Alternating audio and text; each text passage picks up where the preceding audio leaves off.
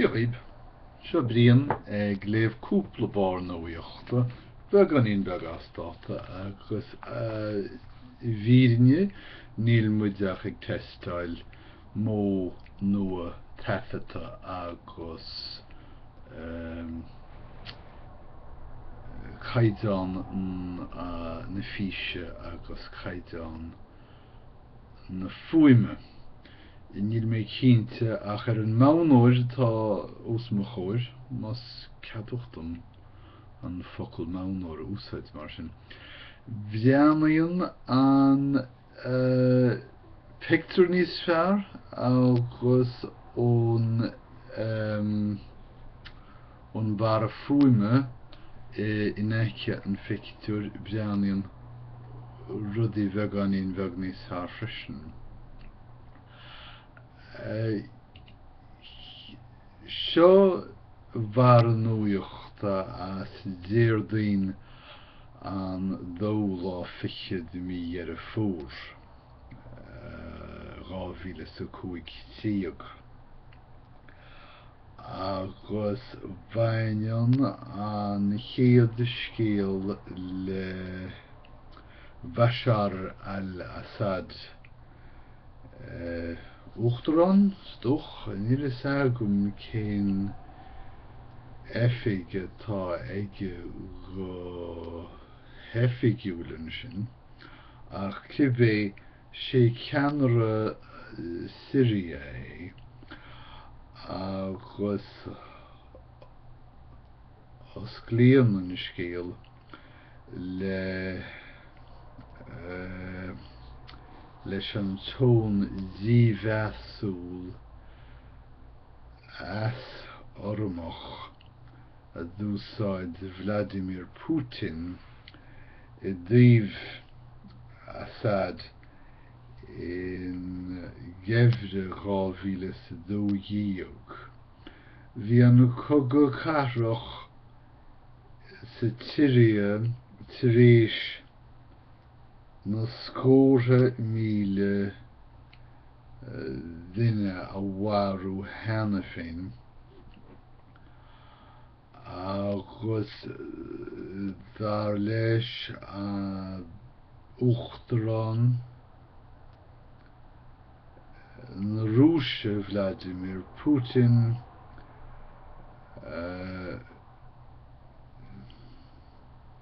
I dtíobh an cheanara sáinnithe Bashar al-Assad bhá chuma leis faoi na hauchaí agus faoi na rabhanán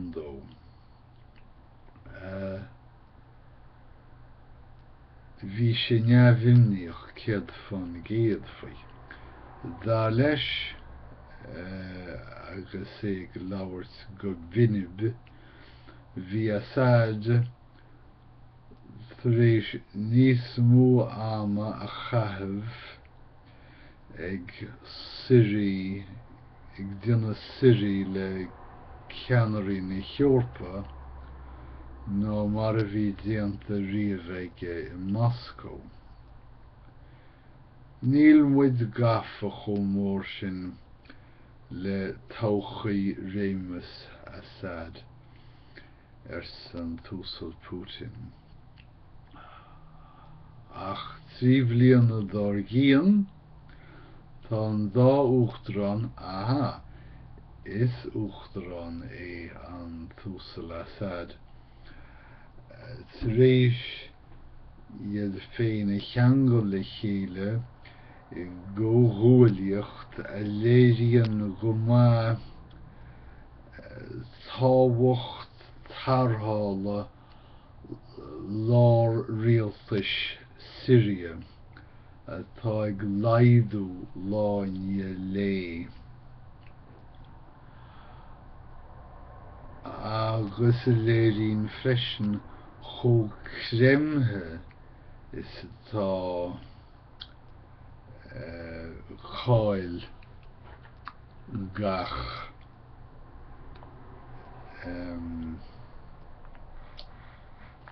ceannaire Gan bhfuil leisciil tá ag marcail focail sa téach san seo.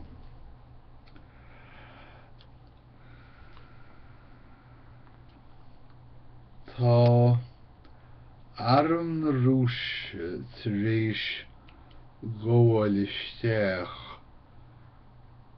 go honsaíoch sa tíre agus an rialtas ag strachailt in aghaidh srathe ceannarcach.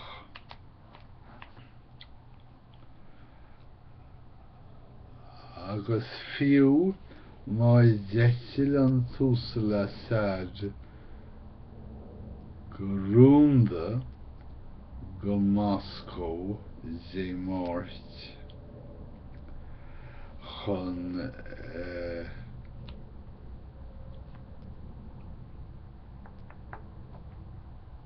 measúnacht a dhéanamh an troid sa tíre níor léir go raibh cneasú bith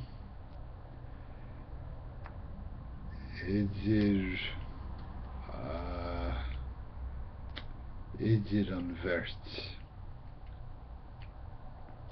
dar leis na heificí na tailleoirí agus na hanalíseoirí a bhí a láthir.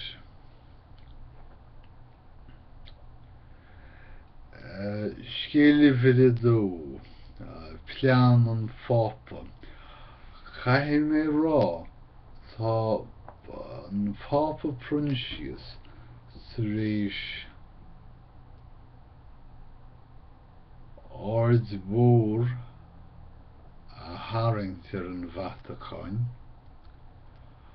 agus ar phleananaí na Vatacáine agus is mar sin má bhí John Paul go maith ag tharraingt ceannlínte ar féin, níor léir domsa go ndearna sé mórán daobh corcain cín na haplaise agus bhfuil léir go raibh an Pápa Benedict róghafa le cúrsaí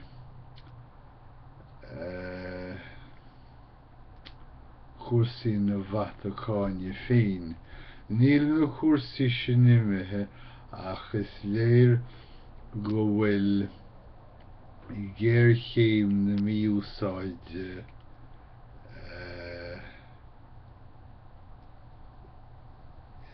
stair na haglaise inis seachas in cheist seasmhach. Tá plean ag a bhfápa do chuimsitheacht más cheadmhacht am an focail sin a úsáid. Tá sé géirí go mbeadh gach bháil den eaglais chaitliceach i ndán páirte ghlacha san eaglais. Tá cruinniú easpag ar siúl faoi láthair sa Vatacáin. Tá 150 easpag táchaí go mbeidh leisciil tá níos mó ná sin. Tá na 100 easpag táchaí as 150 tír chun na ceisteannaí móra phlé.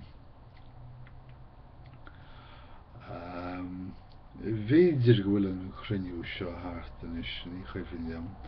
Cibé chruinne siad sa Vatacáin chun ceisteannaí móra na hagla flé agus dír an fápa pronsís ortha labhairt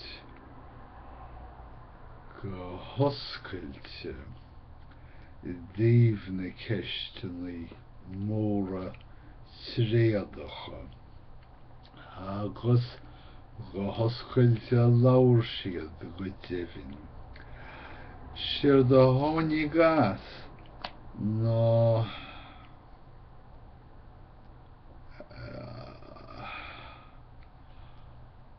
an cruinniú ba cheiniúnaí agus ba achrannaí sa Vatacáin ó bhí an dara chomhairle Vatacá ó bhí dara chomhairle na Vatacáine ann chuige bliain ó shin. Rud a tharraing an eaglas chaitliceach isteach sa ré nua. Tá an cruinniú seo tar éis éasca móra na haglaise a nochtú idir lucht an tradiisiún atá I gcíre taca a chur le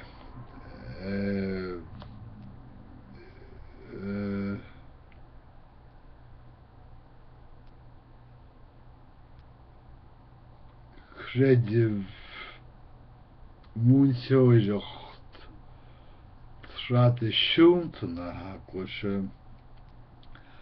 agus iad siúd atá I gcéirí an eaglas oscail suas do chaitlicí atá colscartha éireach ina dtuismitheoirí singill agus siúd atá na gcónaí le daoine eile ach nach bhfuil pósta. Tá an scéal sin ag leannacht a ragh. Agus tá na nuachtáin ag nochtú scéalta faoi phláinte an fápa. Tá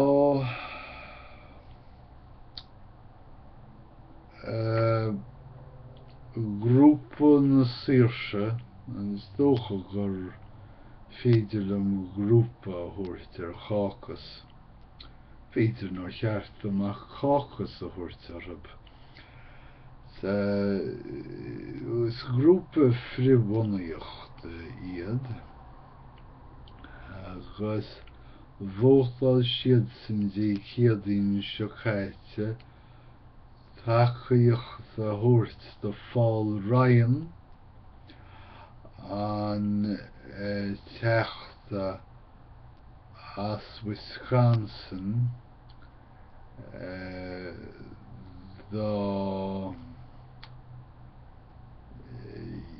íorthóireacht mar cheann chomhairle na cógála. Chin sian sin go maithbhótaí go leabhraige an post áil an teachtain seo nuair a theochas an bhóta agus dá réir sin